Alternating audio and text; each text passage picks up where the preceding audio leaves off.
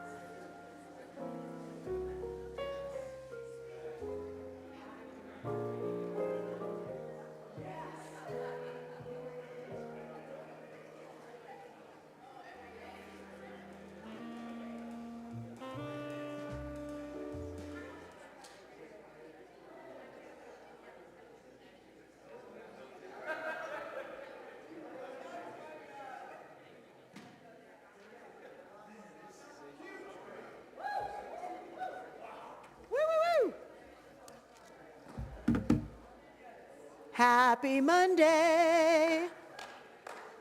Yeah. So your two options today are for you to listen very carefully to announcements, or Sebastian and I will sing for you. See, look at this. Wow. Yeah. Here come your announcements. All right. On Tuesday, come help stake the lawn with red and green flags. Meet at 3 p.m. on the Lark's Nest patio and earn 5 CE points. Next. Wednesday night worship. Yay, Audrey. Where are you? Wherever you're out there. Love it. We'll be in the Kime basement at 9 p.m. Come hear student testimonies and worship together. You earn 5 CE points for attending. Next. The annual juried student exhibition is open to all students of Hesston College, regardless of their major, year, or discipline. It helps us to celebrate the creative works of all of our students, as well as instill little competitive spirit to the fine arts. All visual art forms are welcome, so long as the pieces were created in the past calendar year. Students may enter as many pieces as they wish. Pieces must be ready for display when they are turned in at noon on April 15th. Please contact Professor Joshua Cross for assistance with this. Next. That's a lot of words. Class registration. How many of you registered for classes last night? Yes. How many of you need to get on that? How many of you have a class with me? Yes! Oh, yes. Okay, we need to work on that. More of you should have had your hands up. Class registration is open on My Hesston. Let Michelle Hirschberger know if you want to know her classes. You will need to enroll in your classes in your My Hesston account.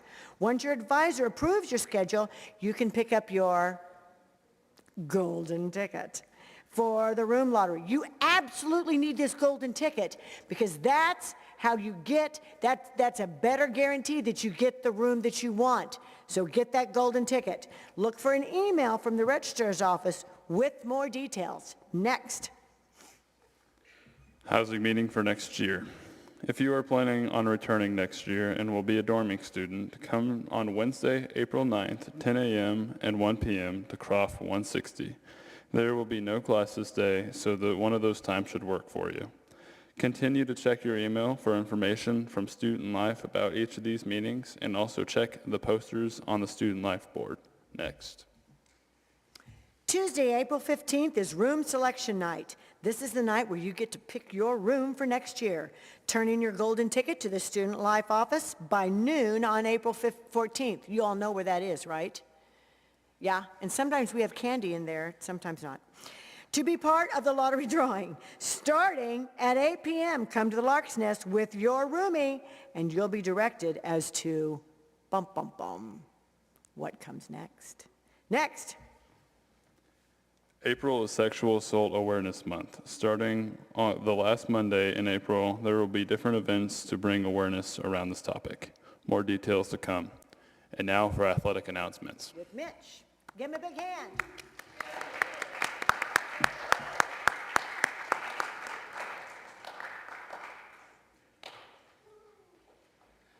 All right, we've got a lot of it, so I'm not going to announce what's coming up, so check out the website if you want to watch games this week.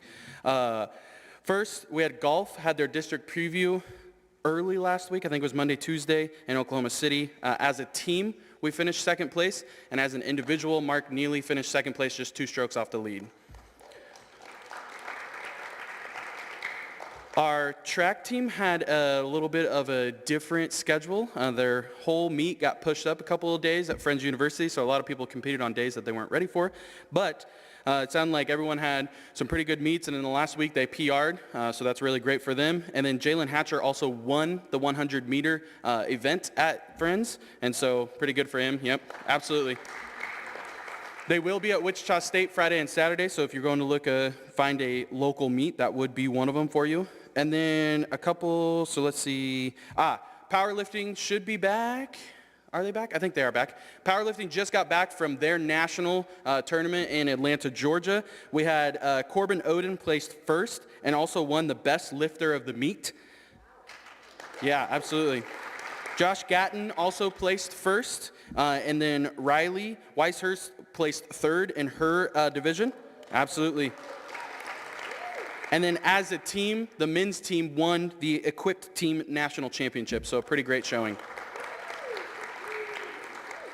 And then a couple of updates from, so usually BK does this, but BK is in San Diego right now at the National Convention. And so he let me know that we have a top 8 disc golf, finished in the top 8 of the national tournament, and Jocelyn Whiff. Yeah, absolutely. Which, with that finish, it also makes Jocelyn a disc golf All-American. So congratulations, Jocelyn. And then in esports, we've got a couple of teams that are walking into quarterfinals and semifinals. So Valorant will be playing for the 3rd place match. We've got Rocket League going to their to the championship for their league. And then we also have Overwatch and Smash Bros going to the semifinals match this week. So be on the lookout for that. And then the big announcement that I have, I promise I've been told to say this, at 2 p.m. today, the official announcement will be coming out that we have been accepted into the NAIA conference and will be going in as full members starting next year. Yeah. So we are very excited. Voting privileges and playoffs, baby. That's all I got, so. Good luck. Thanks.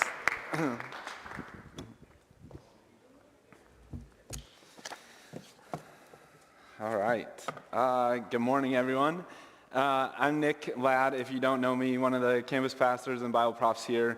I'm pretty excited and pretty nervous to be talking with you this morning because we're talking about a book that for a long time for me was really scary and I basically avoided it. And now, just so you know, it's become one of my favorite books to talk about and to read and to explore. So I just want to give you that little tidbit to begin with. So let's start. I actually wanted to start by having you talk with a couple people around you in small groups, maybe no more than 4 or so, about this. Well, you can do both of these questions, but let's do the first question first.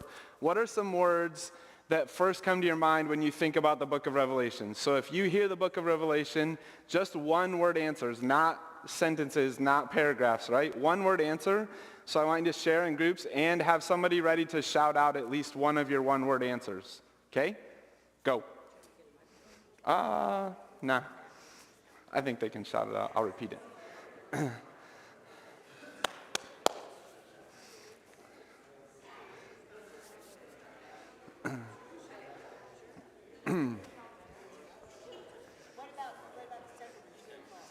We'll get to the second one in a minute. Just do the first one first. Okay, quickly, anybody want to shout out? What's a word that comes to mind when you hear or think about the book of Revelation? Anybody? Come on. Rapture. Oh, he said it. Rapture. Any of you, how many of you said the word rapture? Oh gosh, okay. Anybody else? Another word? Blessed. What? You're a Mennonite, so Mennonite. Okay, that's good. All right. Somebody else? Scary. Anybody? Scary? Nolan, anything? Come on. Hope. Suffering. Did you guys? Scary. Destruction. Yeah, anything from that back corner way up there? Come on, Risa, Larry, all of you, Heather. Any of you guys got anything? Miriam? Scary word? Any word related to Revelation? Scary? Somebody else? Sarah, did you have one? Huh? Bibles? Just Bible. Okay. All right, let's do this one. How many of you, just by a show of hands, I'm just curious, how many of you think, true or false, does Revelation predict a final cosmic battle between good and evil or between God and Satan? How many of you think that's true? Have you been told that or do you think that? Revelation predicts a final battle between God and Satan, good and evil. Come on. Oh, easy, English major. There's a typo. Satan, Satin, it's almost the same. Only one person thinks there's a cosmic battle between good and evil at the end. None of you have heard that. How many of you have heard that Revelation might predict a cosmic battle between good and evil at the end of all time? Oh, wow. Okay. But then how many of you believe that actually is going to take place? Huh. Okay, interesting. Any of you ever heard of Armageddon? Would you connect Armageddon with the book of Revelation? Yeah, even though it's not there. Okay, good. All right, so I forgot to get the clicker. Can you guys go to the next slide? Because I don't know. Just so that you know, much of what I've learned about Revelation and much of my viewpoint, I would say 2 of my favorite books or authors actually would be Ted Grimsrud, Follow the Lamb, and Michael Gorman, Reading Revelation Responsibly. So I would say that a lot of the ideas in here are not necessarily completely my own, but from years of study from both of these 2 authors and scholars. I want to start also with just saying this, bringing up a couple of highlights. What do other people say about the book of Revelation? This is pretty interesting. Martin Luther, right, who started the Protestant Reformation, had this to say about the book in 1522. I can no way detect that the Holy Spirit produced it. Christ is neither taught or known in it. Martin Luther had nothing good to say about, I will say, in fairness or in full disclosure, he did change this statement later to make it a little less harsh because he got so much criticism about it. But this, I think, probably sums up his actual thoughts about it. Can we go to the next slide? This is not quite a biblical scholar, but an American person from history, Thomas Jefferson. The ravings, this is what he said about the book of Revelation. It was the ravings of a maniac, no more worthy nor capable of explanation than the incoherences of our own mighty dreams. Thomas Jefferson. I share those quotes to you not because I think that they are accurate, but because it does help for me explain the ambiguity and the differences in opinion about the book of Revelation. There are lots, can you go to the next slide? There are lots of different opinions about this book, even among biblical scholars. Lots and lots of different opinions. Some people do believe that it predicts the end of time and shows us step by step, year by year. If we can just figure out the formula, we will know exactly what's going to happen at the end of the age. Some people say that's not at all what it's about. Some people, again, biblical scholars will say it is so convoluted and there's so many different pictures and word pictures that we can't really fully understand it. And I think we're probably somewhere, I would say I'm somewhere in between. There are lots of different opinions. There are lots of different things happening in here. But those of you that have taken Biblit know that Michelle and I love historical cultural context, yeah? Does historical cultural context matter when it comes to the book of Revelation? Yes, it does. Yes, it does. So here's the problem. I think for most Christians or many Christians, we have taken the book of Revelation and over-spiritualized it, meaning taking it to mean it's only talking about the end of time and it's only talking about spiritual things. And the problem with that, like anything in the Bible, in my opinion, if we make it only spiritual, we lose the context of what the message was for the original audience. So what was the context of Revelation? What does it matter? Does it matter? Thank you. Historical cultural context. So Revelation is written towards the end of the first century. What's happening? Who's it written to? The Jewish audience, primarily Jewish or young early Christians in the Roman Empire. So in the Roman Empire, towards the end of the first century, Christians were being heavily, heavily persecuted. They were being hunted down. They were having their heads chopped off. They were being put on crosses just like Jesus. The Romans got kind of tired of hanging them on crosses the way they did Jesus, so they started putting them in X's. They started flipping them upside down. They did all kinds of creative things to bring about the peace of Rome, right? Executing. So this book is written at a time of really significant, horrible, horrible persecution. This book is written to Christians as an encouragement to persevere this type of persecution. So when I was a teenager, we always talked about persecution and what it was like to live in America as a Christian and how terrible it was to have to go to school every day and get made fun of if we carried our Bibles because people might laugh at us. That was pretty bad persecution. To which now I just kind of laugh because, like, is that persecution? That's not, I mean, it felt like it as a teenager, but it's nothing compared to the persecution these people were facing, right? Does that make sense? They were literally meeting again in like caves, in tombs with dead bodies because they were trying to avoid being persecuted or killed or hunted.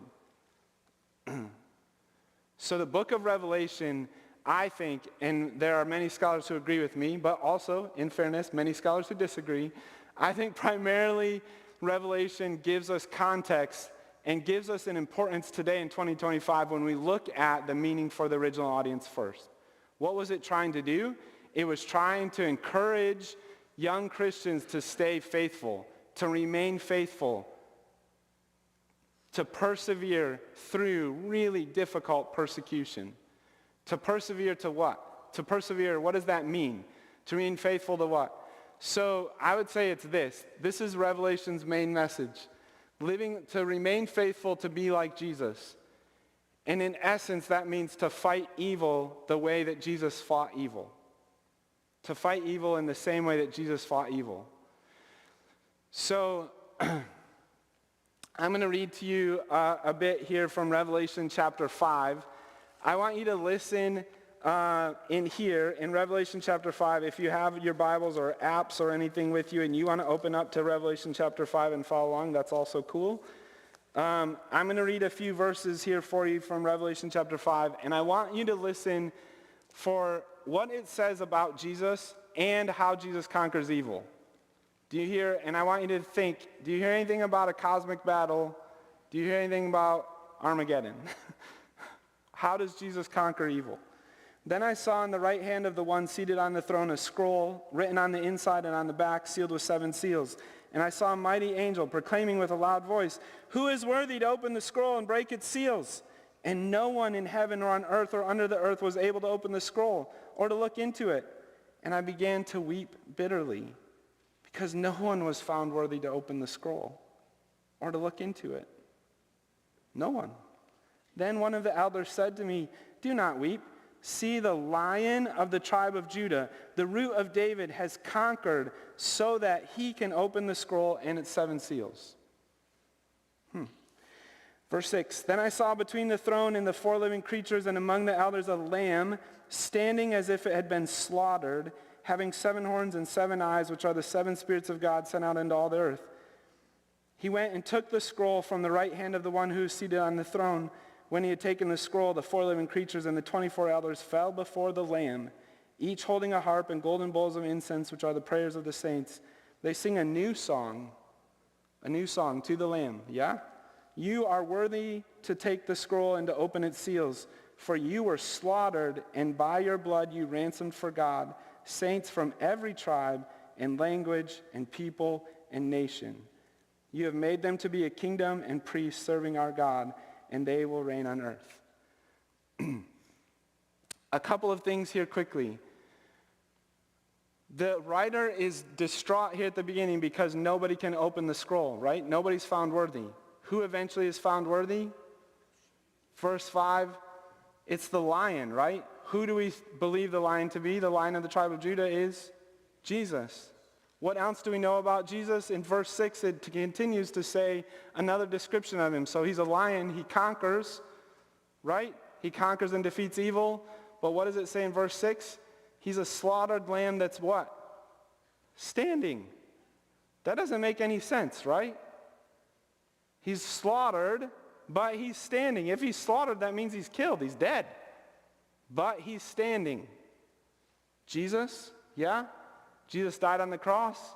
Jesus walks around with, holes in his hands and side, feet, but he's standing. He's back to life. So, a slaughtered lamb standing.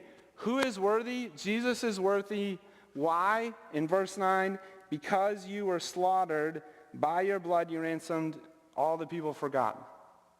So how does Jesus conquer? How does Jesus become the lion and the conquering hero? By dying. So in order to conquer evil like a lion, Jesus says the way to conquer evil like a lion is not to go in and eat them up, but to lay down your life like a lamb. So, next slide.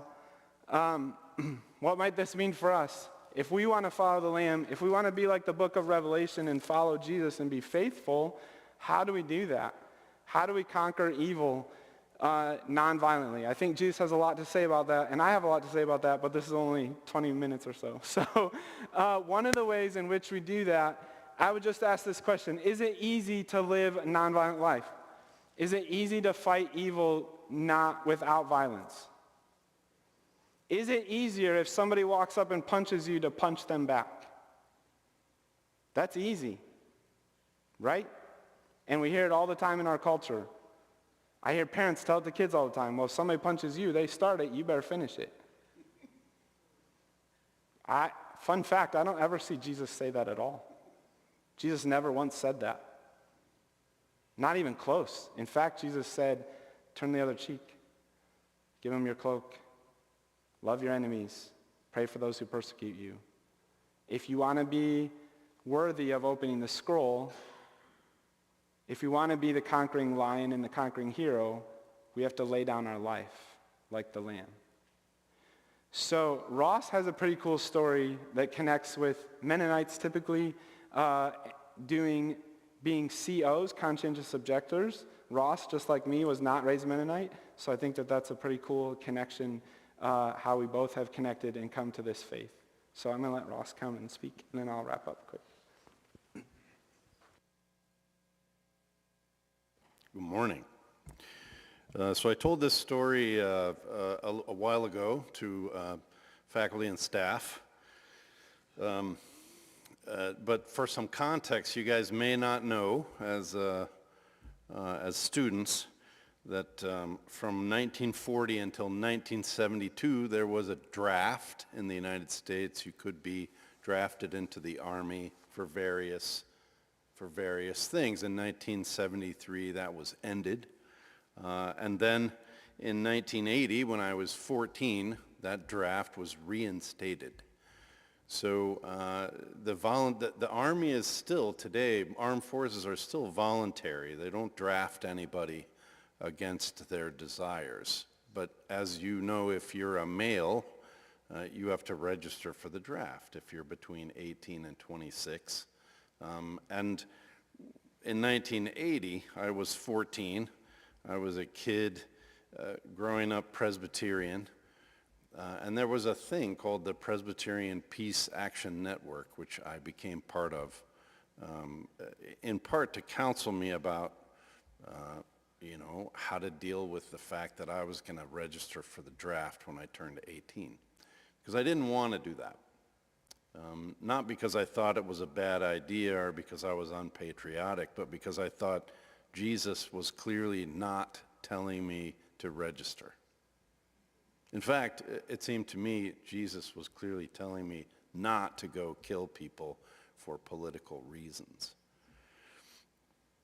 So I got counseled, I built a file, and I could use this file to justify claiming a conscientious objector status, because conscientious objector status is essentially thanks to the Mennonites of World War I. Which conscientious objector status was created in World War I to accommodate Mennonites and Quakers. So religious exemption is pretty much the only exemption you can use for a conscientious objector status. So I was building a case for myself. And then I went to college at a Quaker school and received more counsel and decided, I think the penalties are very high for not registering. You could have to pay $250,000 and go to jail for 5 years. But I decided that it was more important to me to stand up for what I believed in than to suffer potential consequences of jail or $250,000 in fines.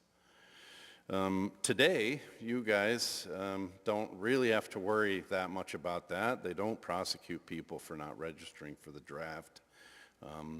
When I was going through my college and graduate school years, student loans were not available to me at all in any form. And if I refused to register for the draft today, there are 31 states that wouldn't give me aid. And I still couldn't get a job with the federal government today. Don't really, that doesn't seem like much of a sacrifice to me right now. But it certainly did before I actually had a job. The question really becomes, what's a sacrifice and what's a choice? Because all of our choices have consequences. They all have consequences. But which ones of those are really a sacrifice? I think if I really believe in something and I make a choice and it has certain consequences, I'm not as sure that's a sacrifice. I think maybe it's just a choice that's aligned with my beliefs. Comes with consequences, yes. But I think, it's your right, and I think it's kind of your obligation to read the Bible and make a decision about what it is that's a sacrifice and what's a choice for you. So Revelation gives us that, but I think the rest of the Bible also is a big lesson in that. Your choices have consequences, and so can you predict them, and are they worth it?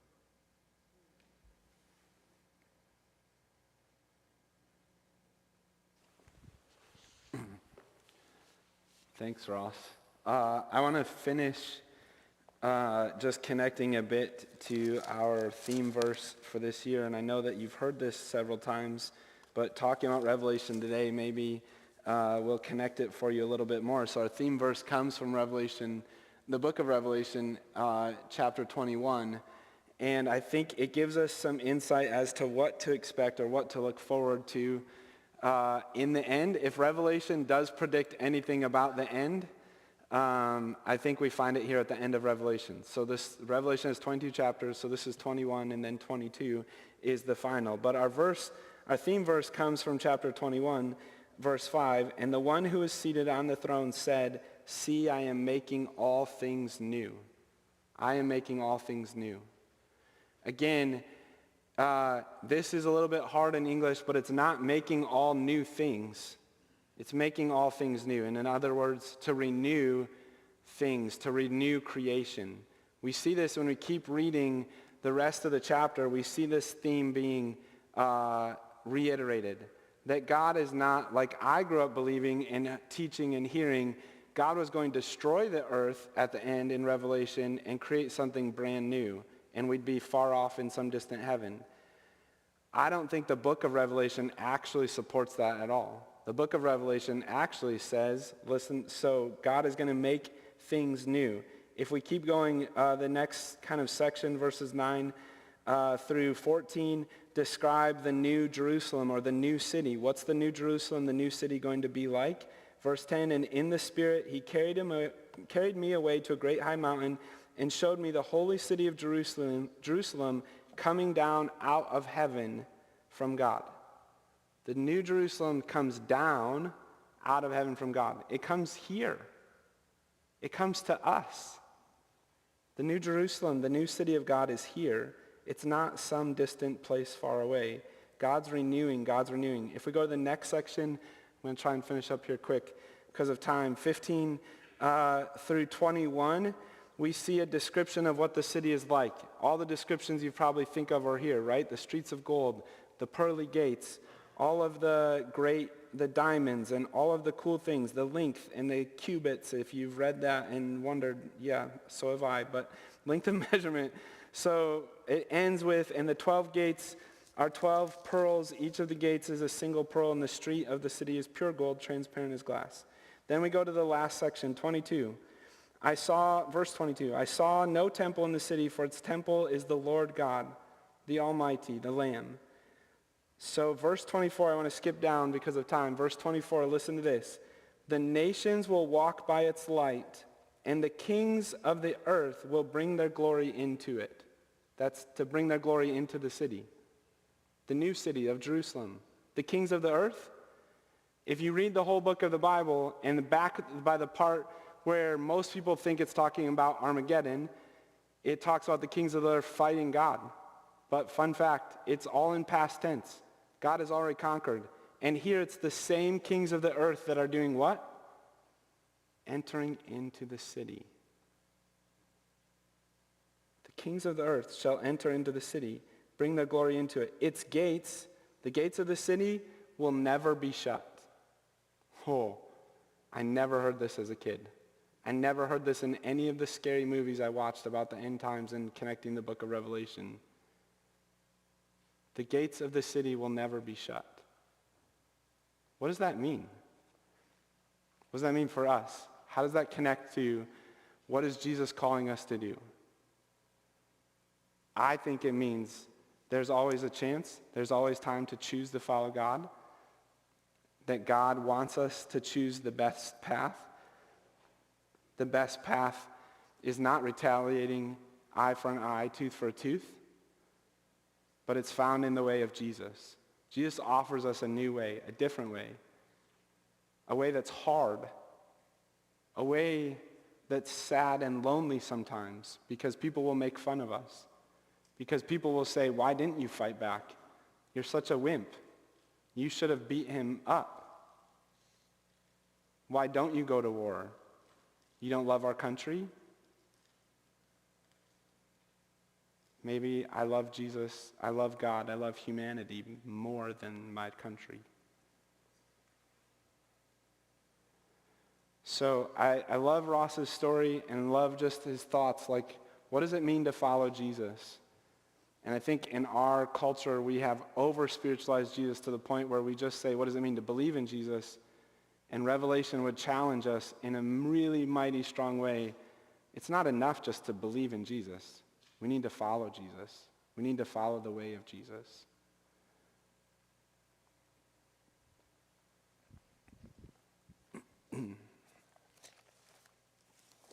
Thanks. It's all right.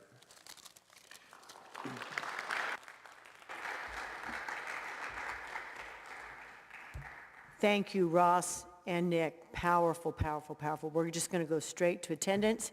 Please talk to both of these men if you have more questions and comments. I'll let you do attendance.